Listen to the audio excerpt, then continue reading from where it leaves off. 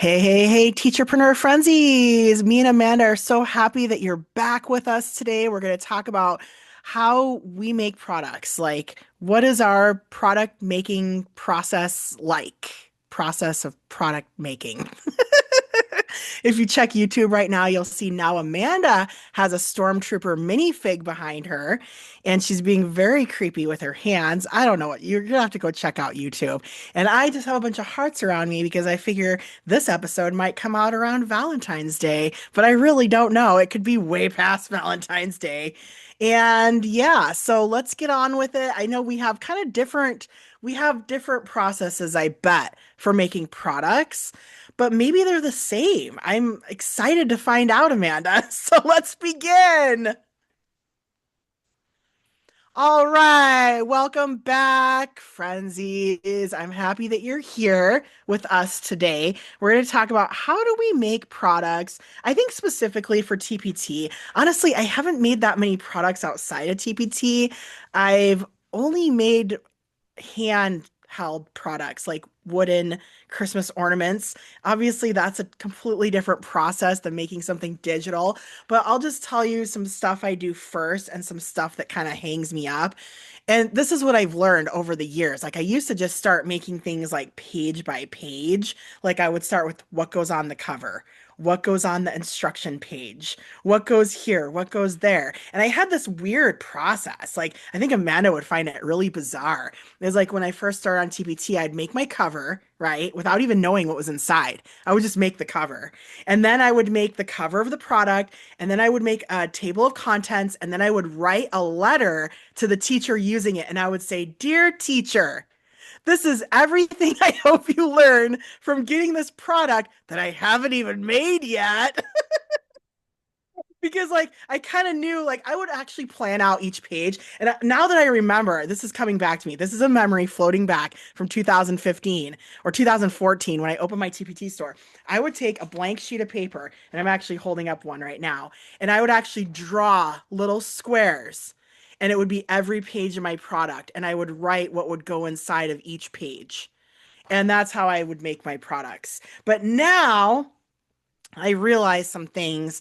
Like, I realized that there's kind of a recipe to all my products, and I make a lot more templates that I can then just add things to. So I make like a master template, and then I would just change out the topics. So I always have this master template now. And now I can just change out what I'm putting into the template. So I always have the same skeleton of an entire product that I'm making. And I do tend to make a lot of like project report kind of PBL type things. And so I might have like 50 pages, and then all I have to do is switch out the information on each of the 50 pages, maybe maps or words, keywords that are different, but the main structure, the graphics, everything stays the same. So my first step is always like, what graphics am I going to use? And honestly, I hate that step. I hate picking out graphics. I'm not very good at it. The things I like and the things that regular people like are different. I mean, I like weird things like whimsical fantasy type things like unicorns, fairies, castles, dragons, dinosaurs. I like very bizarre things. And regular people, I find they like, flowers and patterns and I don't know, bumblebees. They just like things that I hate, right? So anyway, this has become a little bit of a roadblock for me trying to plan out because I'm elementary and Amanda might speak to this a little bit. I think Amanda makes more things for secondary. I make things usually for third, fourth, and fifth, although I have dabbled in middle school a little bit, but mainly third, fourth, and fifth grade is kind of my jam. That's where most of my years of teaching are in third, fourth, and fifth grade. Mainly fifth grade is sort of my jam. So I do things a little more elementary. I do look for graphics and I'm so random and bizarre. This is a problem for me, is that in my mind, I'll be like, oh, I think that penguins on surfboards are cool. And then I'll have to make a whole product line where I have these penguins on surfboards. It makes no sense. I don't know why I do it, but I get really hung up on graphics, which is why I probably would make a way better secondary seller because I hate graphics. I hate picking out pictures. But anyway, so I used to start doing page by page by page. First page, second page, third page, fourth page, right? But now I build a skeleton and then I figure out how many different products I could make out of this skeleton. And then I feel like I'm working smarter, not harder now on my product building things. So Amanda, what do you do? And what did I say anything to surprise you? Yeah, you did. The fact that you make the cover first is really interesting to me because I make it last. Um, but it makes sense though. I want to show you something Okay. that we made a long time ago together. I'm going to share my screen. If you want to see this, you got to go to YouTube. Go to Um, YouTube. look at this. Look at this. This was one of the things I was most proud of, and I actually show it to people still to this day. So This is beautiful. I think it is too. And I think we're gonna put a link to this in the show notes if you want to see it. We called it, this is when we had a business together a long, long time ago, like 10 years ago, called teacherpreneur.info. And for some reason, our logo said TPT Life, and it has two little pictures of us, but it's called the Ultimate TPT Checklist. And it's interesting. The first topic is cover. I wonder if you picked that. Because I used to make the cover first. Yeah, so like there's a big checklist of things to do for the cover. And then there's a big checklist of things you need for your product and a checklist for what you need for your pages in your product and the credit pages and the preview when you create the preview and when you upload the product, what you need to do for the product description, the thumbnails, and then we have some last reminders, which involves going to teacherpreneur.info, which is not in existence anymore. You know But what's funny about this is, I mean, I still stand by a lot of these ideas in here. Like, even though this is 10 years old, I'm looking at some of this and like, these are really important things, like having a thank you statement. I think it's lacking in a lot of TPT products, like just a thank you to not only things that you use to create the product, but also to your buyers.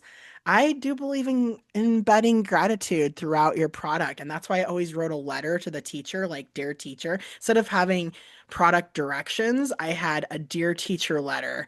And I think it is kind of cheesy now looking back on it, but I love this list. This is like we were geniuses. Periscope is on here. What else do we have? Our Twitter link. It's not even Twitter anymore. It's like X. I know. Okay, so what I have done, I feel like I'm going to mention Lucy Calkins because she's the one that gave me sort of the framework for all my products. And that's why I still love Lucy Calkins because of the way that a workshop classroom works and the way that you sort of divide up the class period. My products, they all are structured the same, not all of them, but every unit that I've created for reading and teaching reading and writing skills, it all follows, like you mentioned, templates. And I feel like that's really key. Like I have a templates folder, right? And so if I'm going to make a new lesson or a new unit, I always use the same sort of framework, which I think most teachers do this, right? Like you always have a hook in your lesson. Well, first you have your objective, right? In the lesson plan for the teacher. So, what's the objective? And I feel like in your letter to the teacher, you were kind of trying to think through, well, what is the end game here, right? Like, what are kids going to get out of this lesson? So, the objective, the hook, I would list the materials that the teacher needs, and I usually put that at the end. This is in the lesson I would sell, right? And then, because a lot of my products are a lot of words, print, like not graphics. But and one of the materials might be a slideshow that has graphics and it would link to that slideshow. And I like to make editable slideshows or like posters that go with the lesson, right? So, like, there's a list of materials. And then after that, I would put teaching point, which is a Lucy Calkins um, phrase, right? The teaching point, and it's basically like a very simplified version of the objective. And then I would type, and I would use Google Docs, but I used to use like Word. And then I would type what's after the teaching point, the mini lesson, right? So the direct instruction, and then the independent practice, and then closure. So every single lesson that I did had that structure. And then I would just like type in what belonged in there. Do you know what I mean? So it was like this rinse and repeat process that I could just keep using over and over and over again every time I wanted to make a new product. Yeah. And I've actually used that for like games. Like I've been creating a lot of games for teachers lately because I feel like we all need more fun in our classrooms these days, just to keep things interesting and to keep kids' behavior not out of control. But the games, I've been using Canva, and I have like a template for that too. And so you can use the same sort of template over and over and over again for different topics and different lessons. So I just would just get into the lesson, right? The writing part, of course. I'm Amanda right now. And then after that, I would worry about all the other crap, which was annoying. Like I liked writing the lessons. I do like making covers, but like the thumbnails, the product description, and we should talk about AI because we were going to talk about how AI could help us. And I do think that AI can help us write product descriptions. And you were talking about some good ideas. Why don't you talk about how we could maybe incorporate AI more to help us? Yeah. Do you want to stop sharing your screen or are you just going to leave it Oh, up? sorry. God, I don't know. I'm like, I don't know if I want to look at this the whole episode. I'm sorry. Okay, go. Well, just last week, me and Amanda were talking a lot about this membership that she's in, and I was putting links to her products in AI, and I was like, what could she add to the title? Like, here's the product link. What words could she add to the title as we were having this whole debate over like phrasing and keywords? And so that was something like I didn't realize, like, it actually came up with some pretty good things. Like, and I think Amanda actually took a couple of the ideas and added them to her product title. And so that was one thing I was thinking is like you could be making your product titles or descriptions better with AI. Just put a link to your product into AI and say, how could I make the description of this, more enticing or better fit for SEO or like I don't know. There's a lot of different phrasing you could use, but that's something I never thought of doing. And I felt like it did a pretty good analyzation of Amanda's product, and it came up with some really quick ideas. We were both a little stumped at certain points, like, I don't know what I'd call this. I don't know. Because there's this really unique game that Amanda created. Like she was saying, she likes to do games and stuff. And it's hard when the games have like a title. Like, how else do you describe a game like that teachers would actually search for? Anyway, AI was helpful, and I was thinking another thing it's helpful for, and Amanda brought this up while she was making some lessons for a project, how she was asking her Claude about Claude. she asked her Claude. I'm pretending Claude is like your other boyfriend or something. So she was asking her Claude, like, I don't know, you asked about something and it gave you something unexpected. Like it was like, why don't you do and what do you call that? Like when you make a special accommodation for people with neurodivergence in your lesson plan. Like, I mean, it gave you that as an example. It was like, why don't you do this? And that would help people who have neurodivergent things going on. This would help Differentiation. them. What's Yeah, it called? like so some of An my adaptation? no, differentiation. Come on. Differentiation. I hate Yeah. that word. Something I never really thought of, like because I think that word's a little cringy too, but then I was like, gosh, I think that's actually a really good idea because we're looking at right now the statistics say that 1 out of 30 kids are neurodivergent, right? More Isn't than that like that. one I'm out of sure it is more 30? than that. Yeah. So that's like And I think it is more because I'm looking at these classes. I'm like, You're oh, you're neurodivergent. well, You're no, neurodivergent. I'm one pointing out them of out now. 30, you're talking about autism. That's one Yeah. out of 30 is autistic, but I'm sure there's more than that. But there's way more that are ADHD too. Yes. And I Um, don't even know, like, but I'm like, so I say I'm teaching like 35 classes a week right now. And I'm looking out at these classes and, I'll be teaching a lesson, doing my song and dance. And there's always like, say I have a class of 25 kids in front of me. There's always like 5 or 6 kids that are just doing their own thing. They're off in la la land. They're not paying attention. They're under tables. They're juggling. They're building things with Legos. They're spinning in chairs. I mean, there's a lot going on in classrooms today where people need a bit of flexibility. And that's something that teachers pay teachers sellers. Like that's how I'm going to use AI for my future products in the library. And that's what I do for the library is I try to think of like how can I accommodate everyone in this room because these 5 or 6 kids, they're not getting on board with what I want them to do. They're not going to change their personalities. They're not going to just all of a sudden start listening to me like perfect little angels. So, what can I do for them to bring them into the lesson and make them feel more safe? And I have something right here that I got from you when we were talking about all this. Is one thing was to, and I don't, oh, let me grab a different on the while floor. you're doing that, oh, So I cute. am buying giant stuffed animals. Uh, they're They're so cute, so cute. I see it. We see it. It's a giant elephant stuffy. Now we can't hear you. We can't hear you.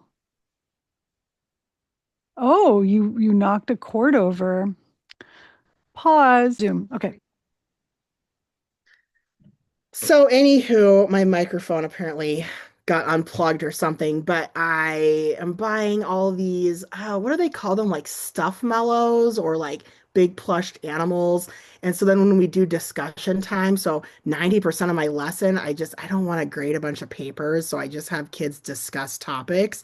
But then I realize through Claude and this conversation with Amanda that a lot of people with neurodivergence, they don't want to talk to people. And so that's why I got all these stuffed animals. Like they'd rather talk to stuffed animals. And or they'd rather just like sit with stuffed animals and lay on them. And it makes them so happy during lessons. And it really doesn't put me out much. I mean, I Well, just go to thrift stores and look for really new toys and yeah, you you're know what I going on a mean? tangent. Yeah. That's it. Well, that's what I'm doing with AI. Is I'm like Well, okay, is giving me ideas for how to make things better, and I think that TPT lessons. sellers could do that. Yes, I agree. But there's other things that we could use AI for too. Like, yes, put in accommodations for your lessons. Like, how can you, and ask AI for tips. Like, I love that. But I think that another thing that's missing from our checklist that I realized is missing is actually making products that teachers want. Because I feel like we both talked about our product making um process, but I feel like that's Oh, the first freaking like step. ask ChatGPT, would a teacher want this? Or Well, like, no, like knowing what the market wants, yeah. right? Like knowing what are teachers buying, what are teachers wanting right I wonder, now. could chat go into Google Analytics and search SEO and like what people are searching? Like, does it have those capabilities? I'm sure it does. Yeah. Yeah, or just like asking your audience, like polling them. Or if you're a teacher, I mean, like right now, I'm not in the classroom, right? But and I think a lot of TPT sellers, they get ideas for what they want to make because they see a need within their school and they see that there's not really that thing isn't really, it doesn't really exist, right? Like, I don't know. Like, for example, weren't we really shocked when we looked? Because I'm in YDP. Okay. So that was the membership you were talking about, right? YDP. And YDP has this really cool SEO keyword tool. I love it. It's exciting, to see, and they collect all this data about what teachers are searching on TPT. And you can do this without YDP by just typing a word, right? And we've talked about this. You can type a word into TPT search, and then you can see what other words pop up when you type that word. And so you can do your own keyword research because whatever pops up after, like, let's say I type the word mafia, which is a game. I made this game. It's a mafia game. We've talked about this on this podcast before. And then um, see what pops up, right? And so, like, or just middle school games. And using YDP, YDP is really awesome because it like ranks the words like based on popularity. And I don't know if I'm allowed to share this or not. I don't think that Don't share your screen. I I'm don't not want you going to to get in share my trouble. screen, but Okay. I'm going to just say broadly, we were really surprised when, and I showed Jess a little bit of YDP, but it's okay. Like you're not using it. I showed it to you, but um we were surprised that there were some keywords that were not that popular. And we were like, what the heck? What? I had like a total meltdown. Yeah, but I just think that being like having an awareness, and there are other SEO keywords, and like even just Google, you can use Google to do And keyword didn't, research. okay, can you explain? You use this thing called rank IQ. Yeah. What is, could that help someone with Oh, TPT? yeah. Well, Rank IQ, it's very similar to YDP, actually. It ranks all the keywords based on popularity, based on what people are searching in Google, right? So, like, and what's really annoying is, and I think a lot of teachers pay teachers sellers, they get in trouble, including us, where we create something we want to create and that we need, but it's not necessarily what's going to sell. So I just think that like the first step in product creation is figuring out what's gonna sell.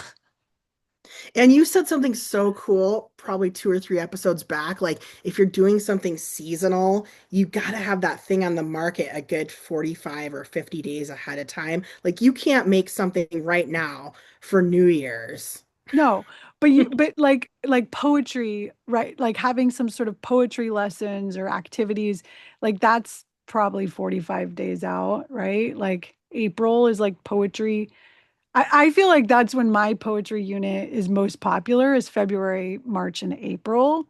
So like there's different seasons, right? And they're like you can do that like back to school season, winter season, right? Spring and then some even summer. Like I know sales go down, but there are summer school teachers looking for stuff and homeschool parents and Yeah. I don't know. But anyways, so I think we both went into our product making process. Did we leave anything out? I don't think so. I think it was a good episode, and it's interesting to see like where I started with drawing out little squares of each page and Yeah. starting with my cover to now I do have templates and a skeleton, and you also do the skeleton, but we have two different kinds of skeletons. But I mean, I don't think there's any wrong way of doing it, just as long as you like start, getting stuff out there and trying things out. And as you grow, your skeletons or your templates get better and better, I think. And I think now with AI, there's really no excuse to not have everything you should have. Like, I think you can use it to find the gaps of like, what are you missing? I was thinking for like In your copyright lessons. stuff and like terms of use. Remember how big that was a few years ago? It was like, oh, you got to have the right terms of use because you don't want someone to buy your product and then share it on the internet with thousands of people. So you got to put in your terms of use that this is meant for one classroom teacher. You got to specifically like write it out just in case you do find it on a website where people are sharing it someday or on a Google Drive somewhere. So you have a leg to stand on that it's against your terms of use. And that's something you could have AI write for you just like that. Just poof, There it is. Terms of use. Yeah, yeah. I mean, I think this checklist, this ultimate TPT checklist, like we're going to share it with everyone. It's a little overwhelming. I don't know how we do all of this. For every product, we have to do all of this, There's but so many things you learn along the way, and then once you have your core idea built, like your core lesson, then you're just adding little things on. It's like toppings on a salad. well, but I have a template for my previews. I have a template for my thumbnails. I have a template for my covers, right? It's That's one cool. Keynote file with all my covers. I do have that too, but it's PowerPoint.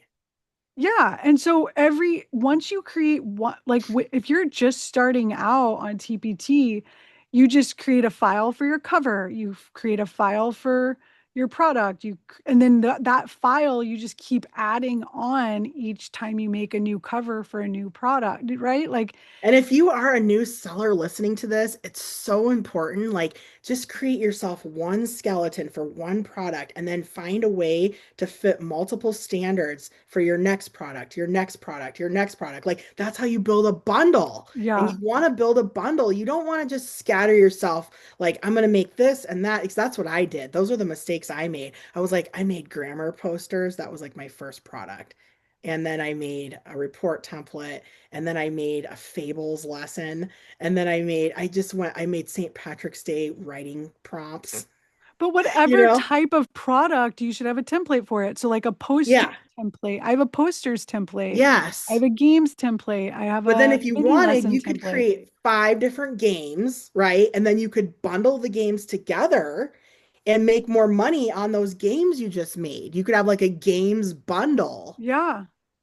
I think that we've got this all figured out, don't we? Yeah. We do. Are Me, we you, and the namaste? stormtrooper. We should give him a name. Should we name him Namaste? Namaste. Namaste, the I'm stormtrooper. raising my hand. Okay, goodbye. I'm gonna lower my hand.